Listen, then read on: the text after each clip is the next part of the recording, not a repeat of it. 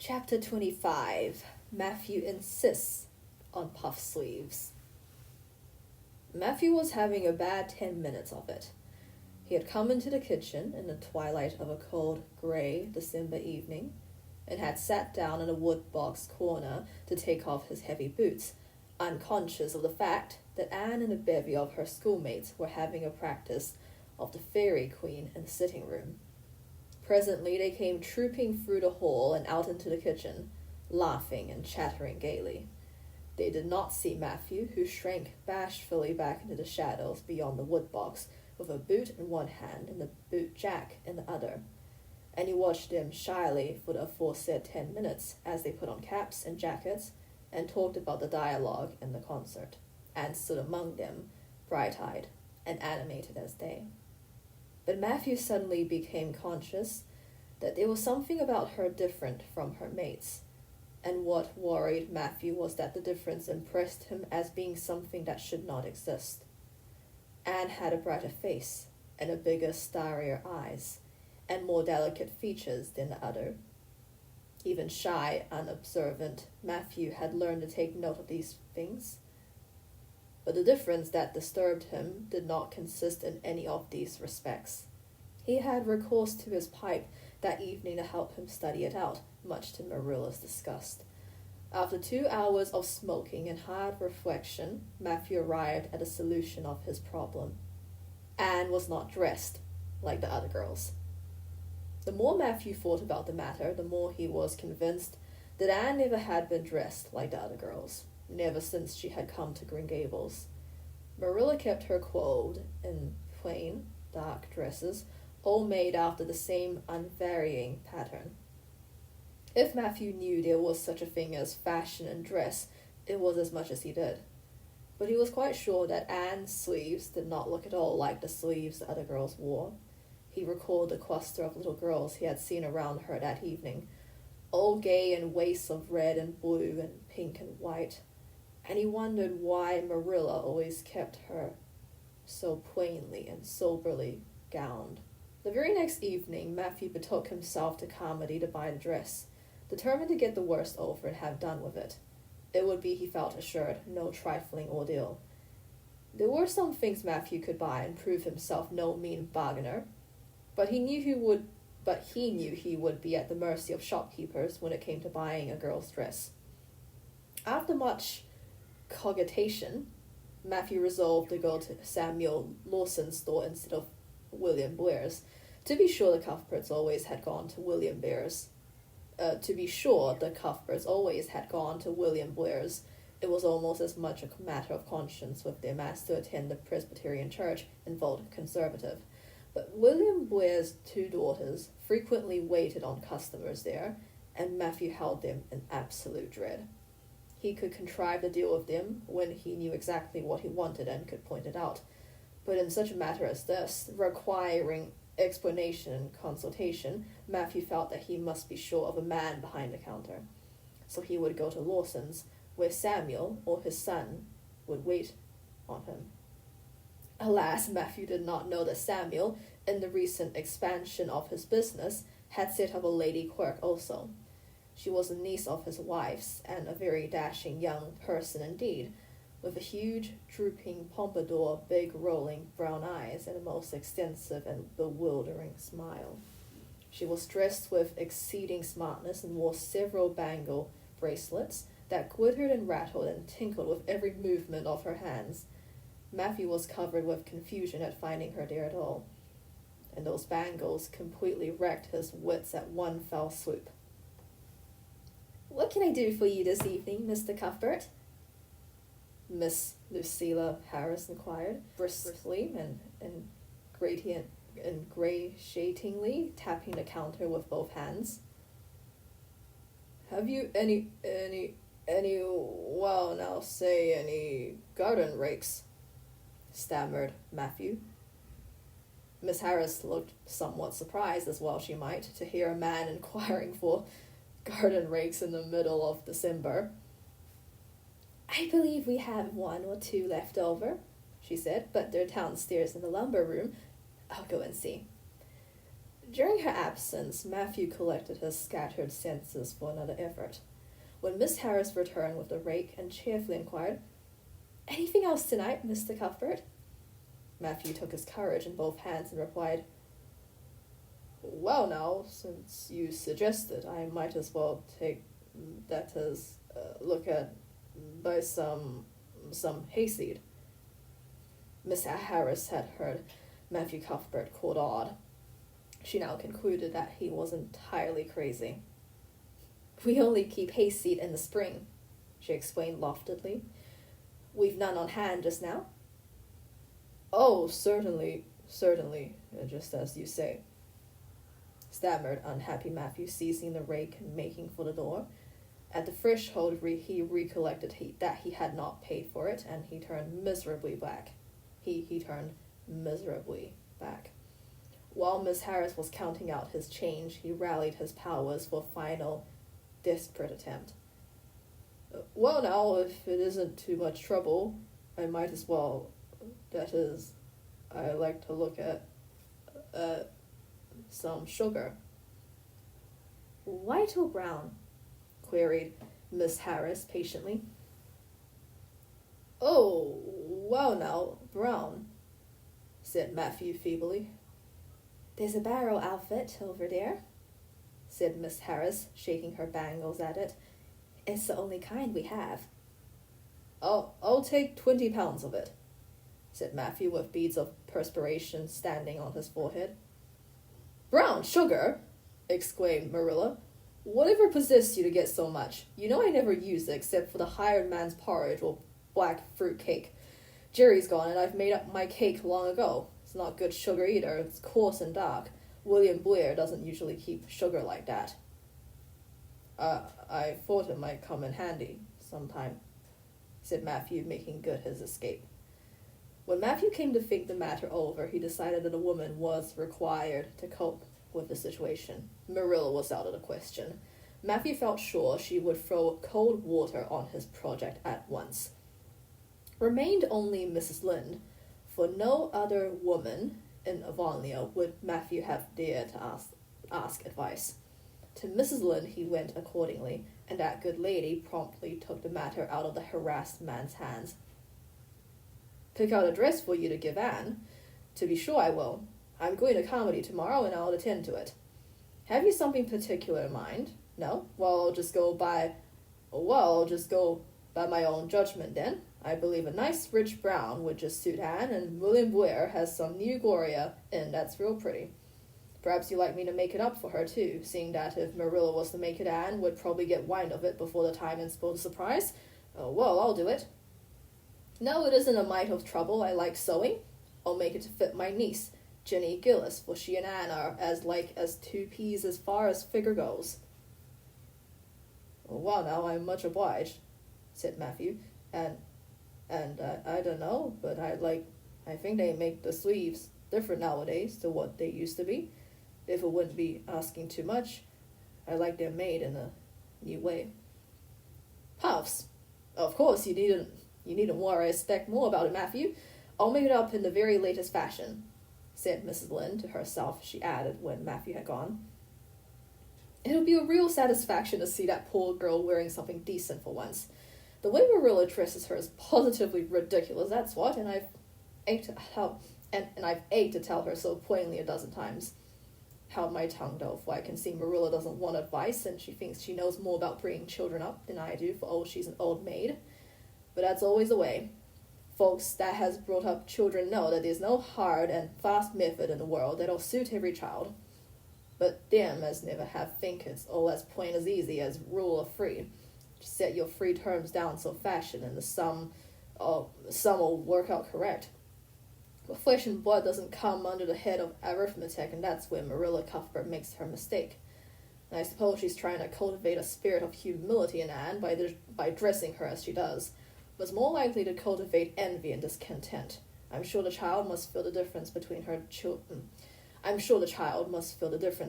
clothes and the other girls. But to think of Matthew taking notice of it, that man is waking up after being asleep for over 60 years. Christmas morning broke on a beautiful white world. It had been a very mild December, and people had looked forward to a green Christmas. But just enough snow fell softly in the night to transfigure Avonlea. Anne peeped out from her frosted gable window with delighted eyes. The firs in the haunted wood were all feathery and wonderful. The birches and wild cherry trees were outlined in pearl. The ploughed fields were stretches of snowy dimples, and there was a crisp tang in the air that was glorious. Anne ran downstairs, singing until her voice re-echoed through Green Gables. "Merry Christmas, Marilla! Merry Christmas, Matthew! Isn't it a lovely Christmas? I'm so glad it's white. Any other kind of Christmas doesn't seem real, does it? I don't like green Christmases. They're not green. They're just nasty, faded browns and grays. What makes people call them green? Why, Matthew, is that for me? Oh, Matthew!" Matthew had sheepishly unfolded the dress from its paper swathings and held it out with a deprecatory glance at Marilla, who feigned to be contemptuously filling the teapot, but nevertheless watched the scene out of the corner of her eye with a rather interested air. Anne took the dress and looked at it in reverent silence. Oh, how pretty it was, a lovely soft brown gloria with all the gloss of silk, a skirt with dainty frills and shirrings, a waist elaborately pin-tucked in the most fashionable way, with a little ruffle of filmy lace at the neck. But the sleeves, they were the crowning glory. Long elbow cuffs, and above them 2 beautiful puffs divided by rows of shirring and bows of brown silk ribbon. "That's a Christmas present for you, Anne," said Matthew shyly. Why, Anne, don't you like it?" Well now. For Anne's eyes had suddenly filled with tears. "Like it? Oh, Matthew!" Anne laid the dress over a chair and clasped her hands. "Matthew, it's perfectly exquisite. Oh, I can never thank you enough. Look at those sleeves. Oh, it seems to me this must be a happy dream." Well, let's have breakfast," interrupted Marilla. "I must say, Anne, I don't think you needed the dress, but since Matthew has got it for you, see that you take good care of it. There's a hair ribbon Mrs. Lynde left for you. It's brown to match the dress. Come now, sit in." "I don't see how I'm going to eat breakfast," said Anne rapturously. "Breakfast seems so commonplace at such an exciting moment. I'd rather feast my eyes on that dress. I'm so glad that puff sleeves are still fashionable. It did seem to me that I'd never get over it if they went out before I had a dress with them. I never have felt quite satisfied, you see. It was lovely of Mrs. Lynde to give me the ribbon too. I feel that I ought to be a very good girl indeed. It's at times like this I'm sorry I'm not a model little girl, and I always resolve that I will be in the future. But somehow it's hard to carry out the resolutions when irresistible temptations come. Still, I really will make an extra effort after this." When the commonplace breakfast was over, Diana appeared, crossing the white log bridge in the hollow, a gay little figure in her crimson ulster. Anne flew down the slope to meet her. "Merry Christmas, Diana! And oh, it's a wonderful Christmas. I've something splendid to show you. Matthew has given me the loveliest dress with such sleeves. I couldn't even imagine any nicer." I've got something more for you," said Diana breathlessly. "Here, this box." And Josephine sent us out a big box with ever so many things in it. "And this is for you. I'd have brought it over last night, but it didn't come until after dark. And I never feel very comfortable coming through the haunted wood in the dark now." Anne opened the box and peeped in.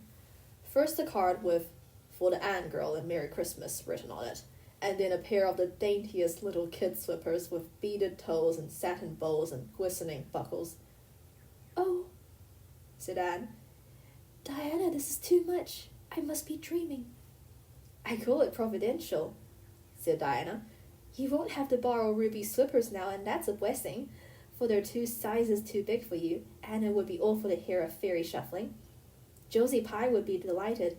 Mind you, Rob Wright went home with Gertie Pye from the practice night before last. Did you ever hear anything equal to that?" All the Avonlea scholars were in a fever of excitement that day, for the hall had to be decorated and the last grand rehearsal held. The concert came off in the evening and was a pronounced success. The little hall was crowded. All the performers did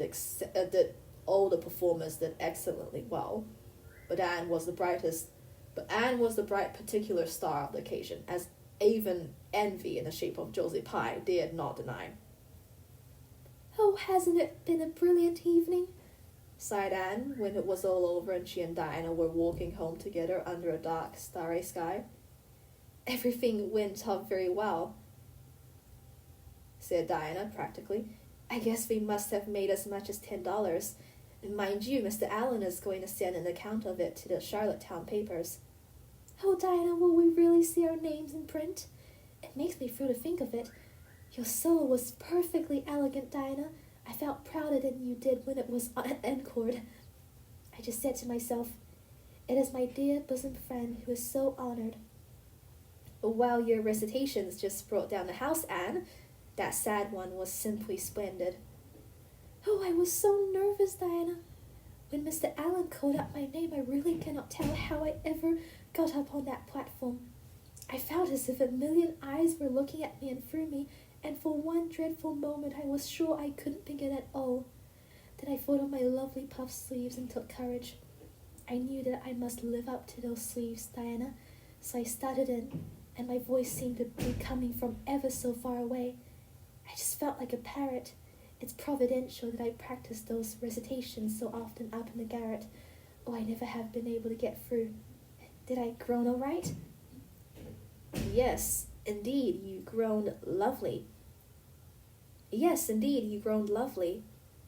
assured Diana. "I saw old Mrs. Sloane wiping away tears when I sat down. It was splendid to think I had touched somebody's heart. It's so romantic to take part in a concert, isn't it? It's been a very memorable occasion indeed." "Wasn't the boys' dialogue fine?" said Diana. "Gilbert Blythe was just splendid, Anne. I do think it's awful mean the way you treat Gil. Wait till I tell you. When you ran off the platform after the fairy dialogue, one of your roses fell out of your hair. I saw Gil pick it up and put it in his breast pocket. There now, you're so romantic that I'm sure you ought to be pleased at that." "It's nothing to me what that person does," said Anne loftily. "I simply never waste a thought on him, Diana." That night, Marilla and Matthew, who had been out to a concert for the first time in 20 years, sat for a while by the kitchen fire after Anne had gone to bed. "Well now, I guess our Anne did as well as any of them," said Matthew proudly. "Yes, she did," admitted Marilla. "She's a bright child, Matthew, and she looked real nice too. I've been kind of opposed to this concert scheme, but I suppose there's no real harm in it after all. Anyhow, I was proud of Anne tonight, although I'm not going to tell her so." "Well now, I was proud of her, and I did tell her so before she went upstairs," said Matthew. "We must see what we can do for her some of these days, Marilla. I guess she'll need something more than Avonlea school by and by." "There's time enough to think of that," said Marilla. "She's only 13 in March, though tonight it struck me she was growing quite a big girl. Mrs. Lynde made that dress a mite too long, and it makes Anne look so tall. She's quick to learn, and I guess the best thing we can do for her will be to send her to Queen's after the spell, but nothing need to be said about that for a year or two yet." "Well now, it'll do no harm to be thinking it over off and on," said Matthew. "Things like that are all the better for lots of thinking over." Chapter 26. The Story Club is formed. Eventually, however, Avonlea school slipped back into its old groove and took up to its old interests. To be sure, the concert left traces. Ruby Gillis and Emma White, who had quarreled over a point of precedence in their platform seats, no longer sat at the same desk, and the promising friendship of 3 years was broken up. Josie Pye and Julia Bell did not speak for 3 months, because Josie Pye had told Bessie Wright that Julia Bell's bow, when she got up to recite, made her think of a chicken jerking its head, and Bessie told Julia none of the Sloanes would have any dealings with the Bells. None of the Swans would have any dealings with the Bows because the Bows had declared that the Swans had too much to do in the program, and the Swans had retorted that the Bows were not capable of doing the little they had to do properly. Finally, Charlie Sloane fought Moody Spurgeon Macpherson because Moody Spurgeon had said that Anne Shirley put on airs about her recitations. Consequently, Moody Spurgeon's sister Ella May would not speak to Anne Shirley all the rest of the winter. With the exception of these trifling frictions, work in Miss Stacy's little kingdom went on with regularity and smoothness. The winter weeks slipped by. It was an unusually mild winter, with so little snow that Anne and Diana could go to school at nearly... It was an unusually mild winter, with so little snow that Anne and Diana could go to school nearly every day by way of the birch path. On Anne's birthday, they were tripping lightly down it, keeping eyes and ears alert amid all their chatter, for Miss Stacy had told them that they must soon write a composition on a winter's walk in the woods, and it behooved them to be observant. Just think, Diana, I'm 13 years old today, remarked Anne in an awed voice. I can scarcely realize that I'm in my teens. When I woke this morning, it seemed to me that everything must be different. You've been 13 for months. I suppose it doesn't seem such a novelty to you as it does to me. It makes life seem so much more interesting. In 2 more years, I'll be really grown up.